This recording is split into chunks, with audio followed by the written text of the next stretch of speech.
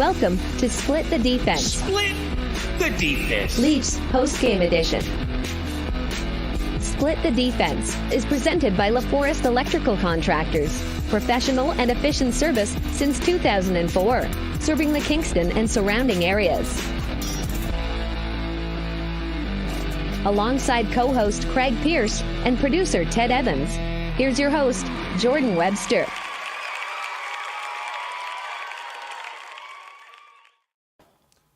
Welcome to Split the Defense. I'm Webby, and I'm here with CP and producer Ted in the booth in the background. Chat about the Leafs post-game. The Leafs, for the first time in regulation, on home ice since October 17th, 2002, get a win against the Coyotes, which just so happens to be Matthew Nye's birthday. Which is insane. Actual birthday, like the day he was actually born. Yeah. It's been a Nye's lifetime. A whole Nye's lifetime since the Leafs have won on home ice against the Coyotes. That's great. In regulation. Yeah, have to add regulation, yeah. So, coming into this, the Coyotes have lost 13 straight. No Clayton Keller. Now they've lost 14 straight. It's not exactly the drubbing I was hoping for, to be honest with you. But they pulled out a gutsy win. Before we get into this, thumbs up this episode. Subscribe to our YouTube. Rate us 5 stars, whatever podcasting platform you're listening to, and go ahead and leave us a comment. So what are your initial reactions to this one, CP? This was not the prettiest of wins.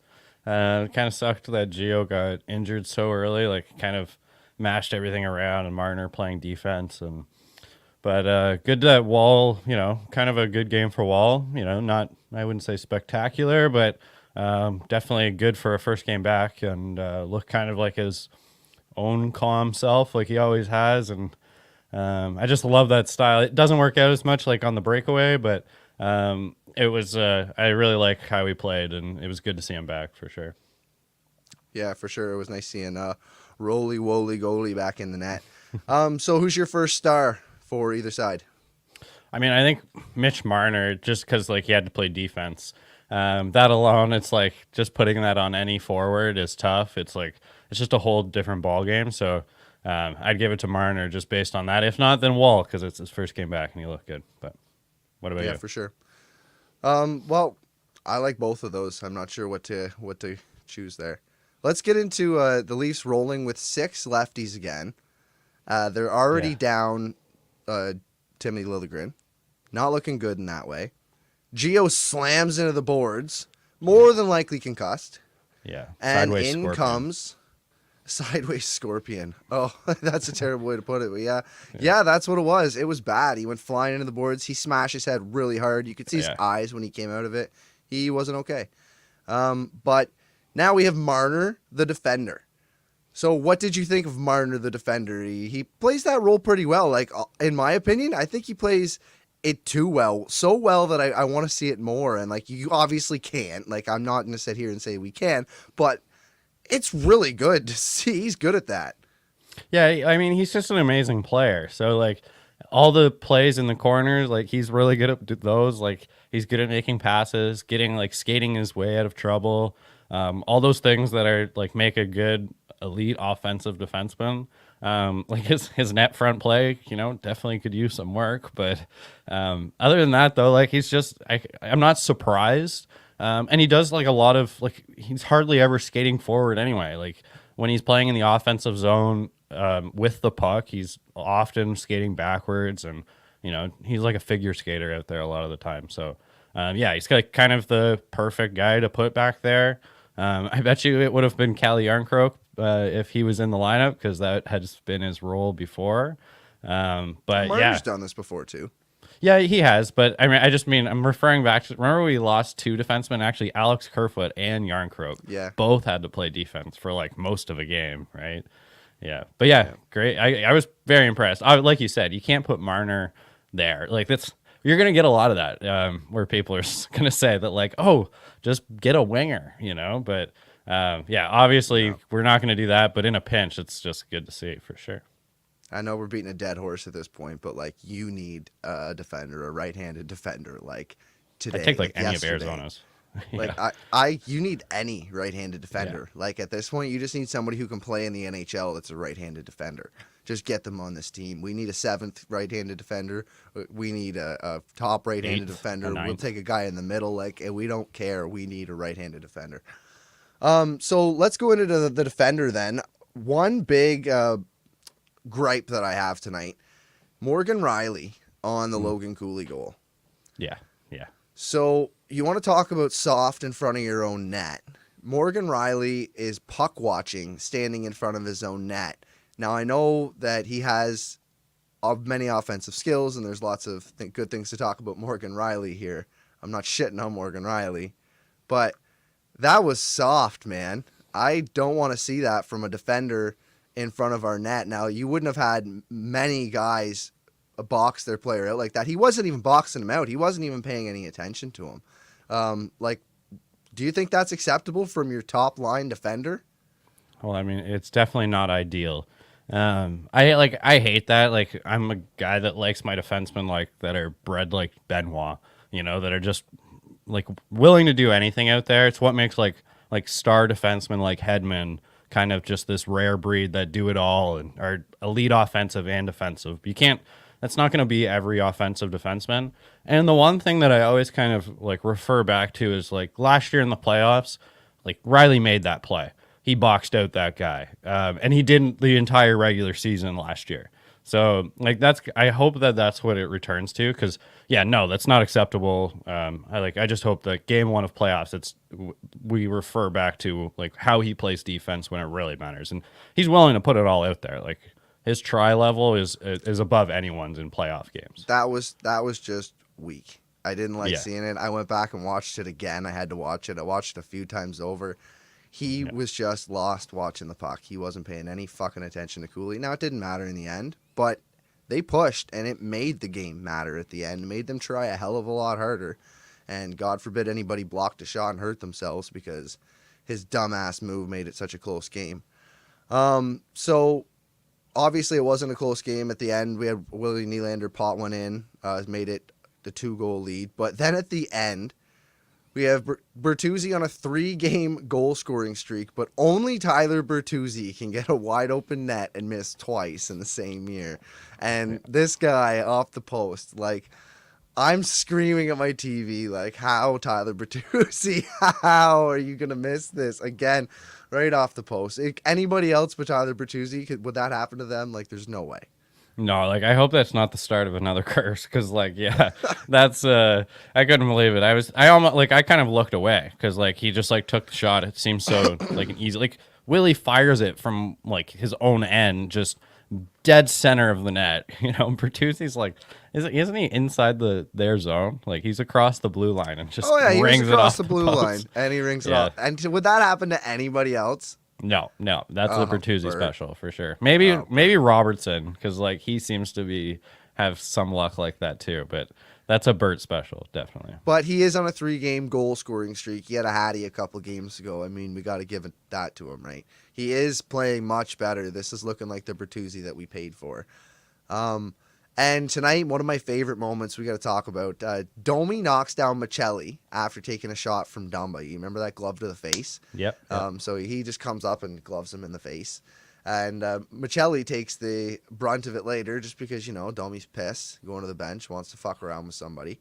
And after he hits Michelli, he gets off the ice, like, right immediately. And then, like, there's a scrum around, and who continues to go at it but Tyler Bertuzzi. Like, Bert and Ernie out there. I love those two guys together. It's so fun. One starts the shit, and the other one just continues it on, and then they both get off. Like, it was great. It's fun. It's nice having a couple of rats who will actually back it up. Like, we all loved Michael Bunting. But it's nice having guys who will actually back it up. Like I haven't seen Bert drop. Have we seen Bert drop the gloves? Yeah, we have. Early in the year, right? Did we? I don't think so. Yeah. Domi, we've seen a bunch, but Bert? I thought we did at the very beginning of the year. Maybe. Maybe not. Maybe you might be right. But anyways, yeah, those guys. I think he would. He would for sure. I don't doubt that. I don't think it's I don't think it's Michael Bunting area in that situation. Just look at the guy. He's a guy that's willing to drop the gloves based just on his appearance. Yeah, for sure. Speaking of dropping the gloves, how about Ryan Reeves and Liam O'Brien tonight? That was a heavyweight bout there. You messaged me and suggested that upcoming with the Rangers, that is going to be his warm-up. Do you think that Rempe and Reeves fight, and what are your thoughts on that? Oh, I couldn't imagine, unless Reeves isn't in the lineup, they're going to go. Like Rempe, I know that he's definitely going to tone down how much he's fighting because he was on quite the streak, and he got beat up a little bit in the last one. But he's coming into the league and trying to make a name for himself, and so he's going to be asking for the fight, at least from Reeves. And Reeves he's kind of like that honor among warriors code that he's not going to turn him down.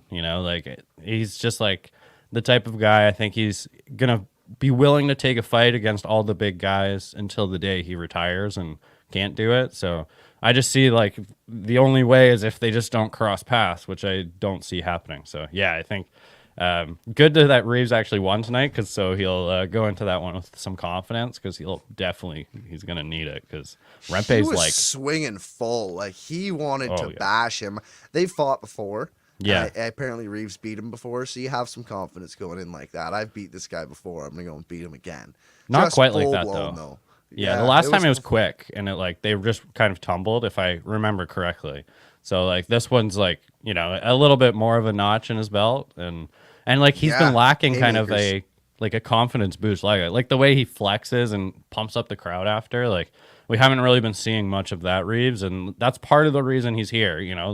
All the guys on the bench just going nuts, and maybe it didn't, their play didn't kind of they didn't play kind of like they were so pumped up, I guess, but maybe it they just kind of lost interest in this game is kind of how I felt at a certain point. But yeah, for Reeves to get the guys going, that's part of his role. I'm a guy that kind of believes in that role. They just have to also be able to play, which he has been successfully doing lately. The fourth line has just been awesome. Fourth line's been rolling. It's been looking really, really, really good. So how about Joe Woll in net tonight? His first game back since December or something. It's been a long time, 90 days or something, 80 some days, almost 3 months. Leafs are now running with 3 goalies.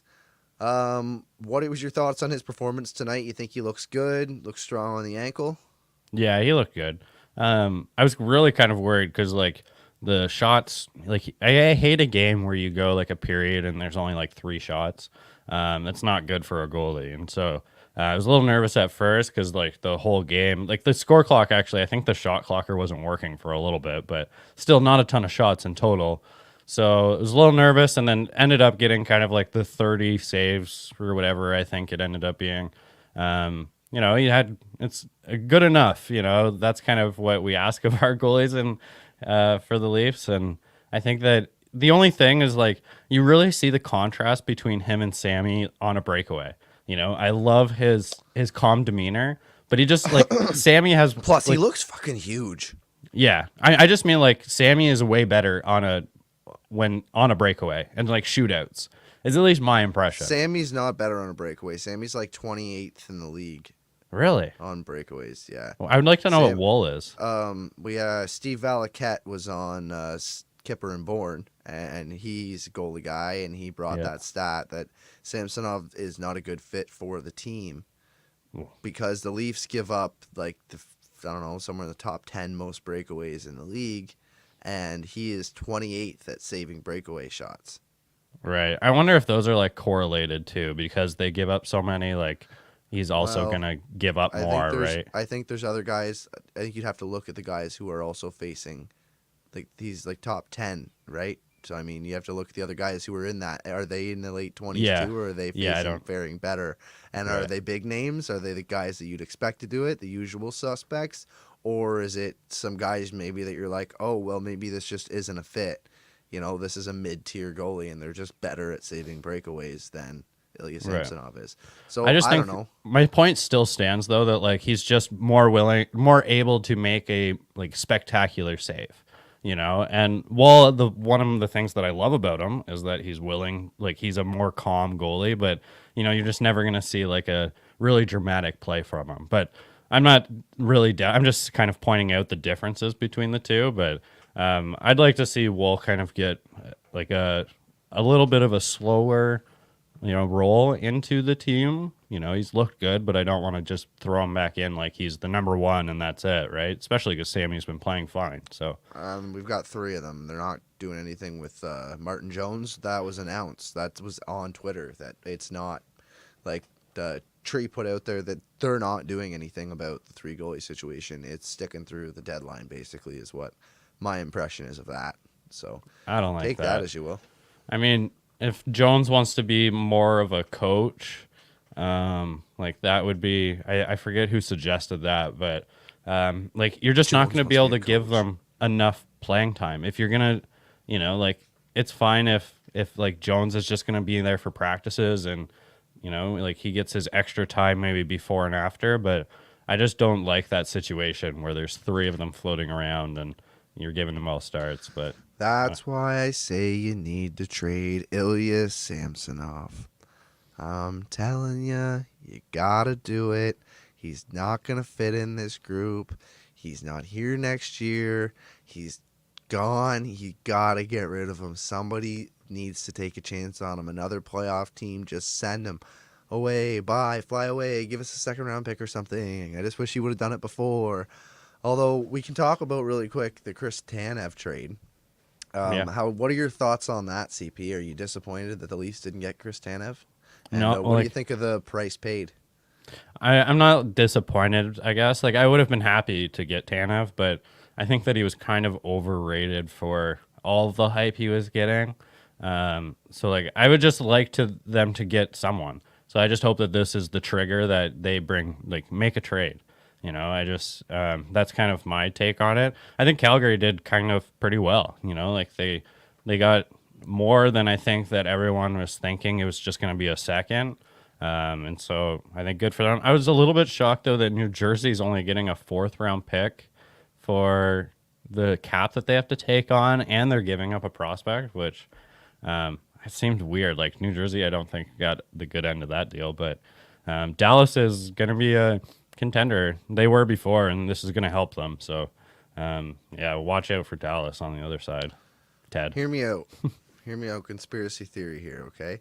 The St. Louis Blues. Did you just tell me to watch out for Dallas, the team we beat? Don't. No, I'm not watching out for Dallas. Oh, yeah. Forgot you were there. Yeah. Come on. Just checking if you're listening. Always. Okay, so if you move out Samsonov's $3 million, and we have a few $1 million on the cap already that you're able to mess with. I'd have to go double check the numbers. But you could conceivably move some pieces out, probably including your 1st round pick, and get a Colton Parayko. Multi-years, makes $6 million a year, big guy, plays right D. He can play in your first line. He can log 20 minutes, and they could eat Samsonov. And you know what? Samsonov's a guy that you could take a chance on. He might be good in a different system. And Samsonov might be a great goalie against on the team who gives up the least amount of breakaways in the league. You might see a heck of a lot less goals on him, and you might be thinking. And another thing is the Leafs give up like the most screenshots in the league, like one of the most screenshots in the league. Yeah, they're a blocking team. Yeah. And Samsonov's like really bad at screenshots, and other goalies who take a lot of screenshots are good at saving these screenshots. So So I mean, there you go. So it's a simple fit like that. So I wonder if Samsonov fits in St. Louis, and they're willing to take a shot at him because they don't really have a guy behind Binner, and I mean, like Binner's kind of shaky. They didn't really want one. They didn't want one behind Binner though. Like they got rid of Huso. So like I just feel like they're like happy with their average, sometimes amazing, sometimes absolutely horrible goalie. St. Louis is weird because I don't see them getting better. Just kill my dreams. But they got some good pieces, so I'm not sure if they'd be interested, but I love the idea of Colton Parayko. So like if you could move out Samsonov to someone else. Well, it's got to be like that or camp money. Like you're gonna have to get at least $3 million out to be able to afford a Colton Parayko on this roster. Right. I mean, if that's the case, then I think that getting rid of Samsonov is great. Like if you need, that's why I said I think the last episode is if you need the cap space, then I don't think he's like so much better than Jones that you like if it is going to mean that you're severely upgrading on the defense. But I also think though that he has a better chance of being a great goalie in the playoffs if you absolutely needed him. But it's one of those where if another deal happened, I think I would welcome it. But if it's to get rid of him just to get rid of him, I'm not sure that's the great idea. But so right now it says that at the deadline cap space that the Leafs will have and the cap space that they have today are the exact same amount of money. So that doesn't matter. That's what Cap Friendly says. Current cap space is $2,134,999. Deadline cap space is the exact same. They also they got about 2.1 to play with. So if you wanted to take on a $6 million, you'd have to move out 4. So that's why I'm saying 3.5, and then maybe drop down and not have so many guys on the roster because they have 23. I was just going to say that, yeah. Drop a guy off, and that would make that work, especially for the playoffs. It's next year, that too, though. That's the thing. But I mean, it's not inconceivable for the Leafs to do something like that if they have Samsonov's money off the books, or somebody like Kampf. Like, I don't know if you're going to get rid of Kampf, though. I feel like he's a player that's just going to see his contract through.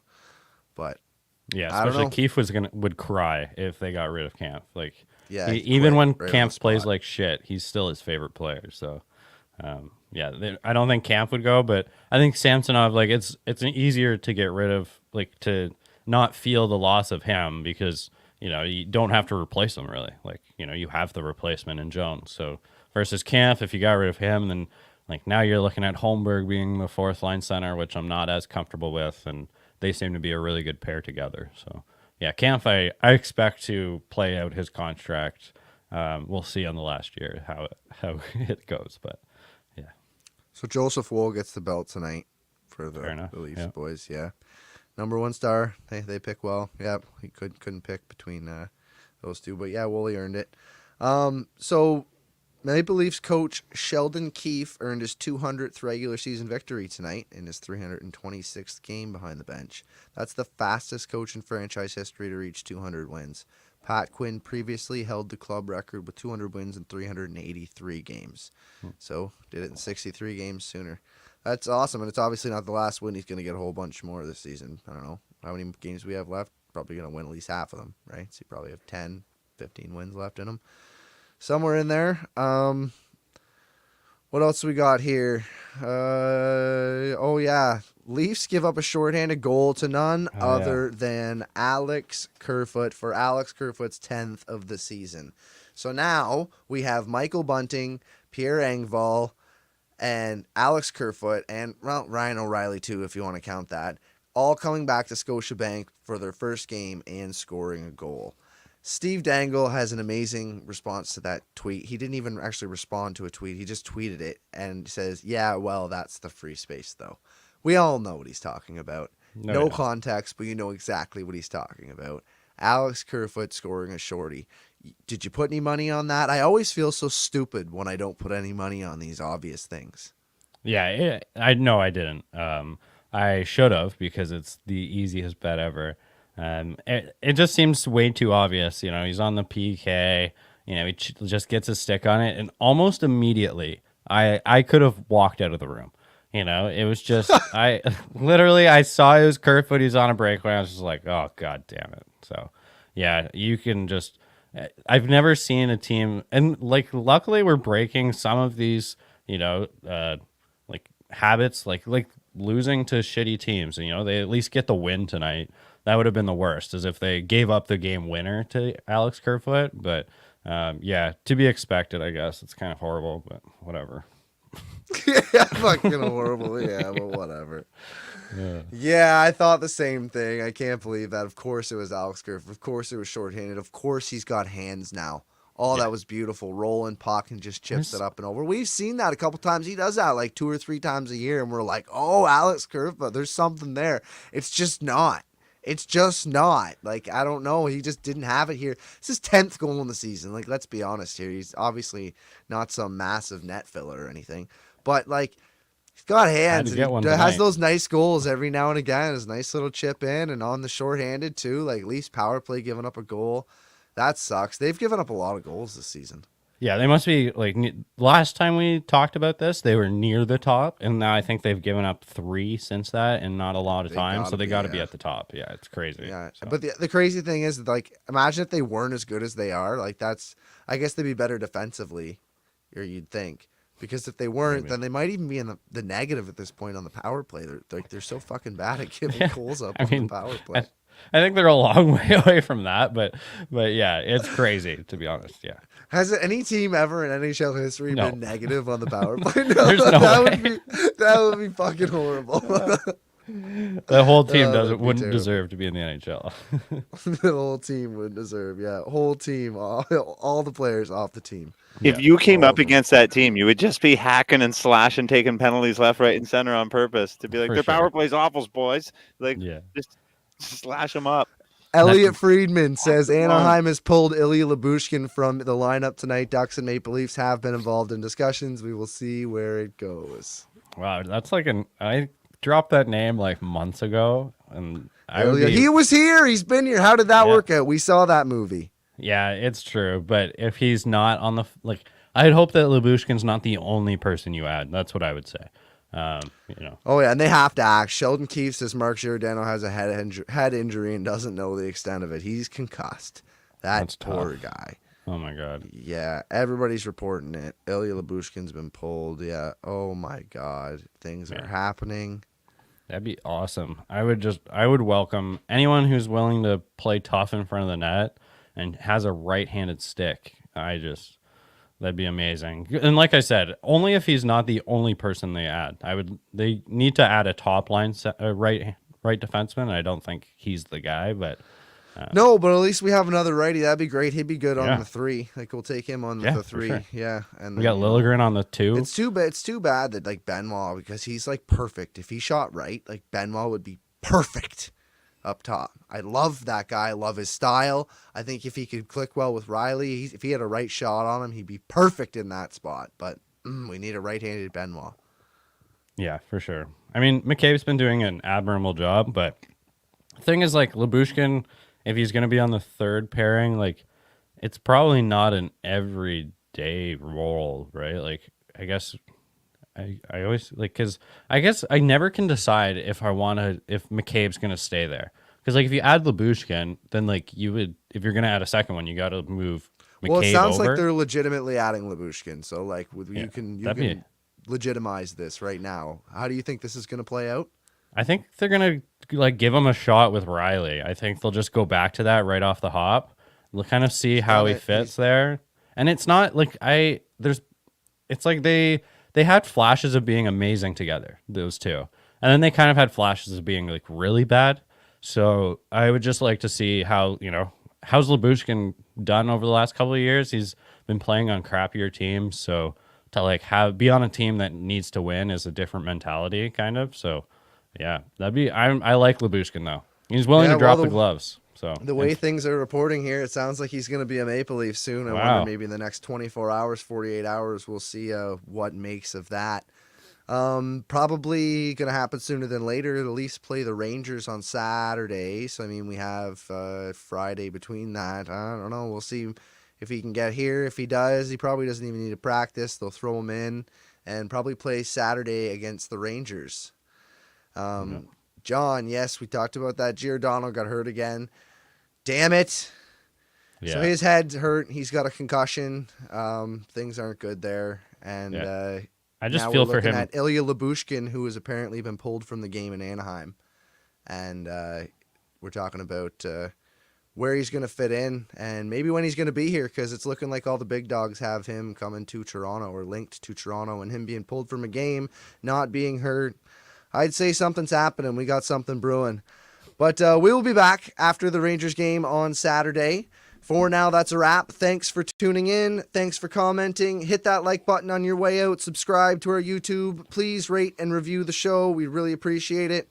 You can find us on X at STDP Hockey and Split the Defense on all other socials.